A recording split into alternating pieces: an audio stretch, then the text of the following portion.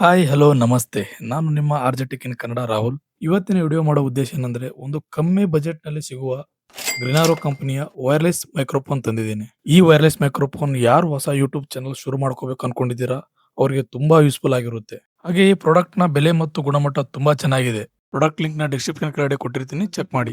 ಹಾಗಾದ್ರೆ ಬನ್ನಿ unbox video ಶುರು ಮಾಡೋಣ.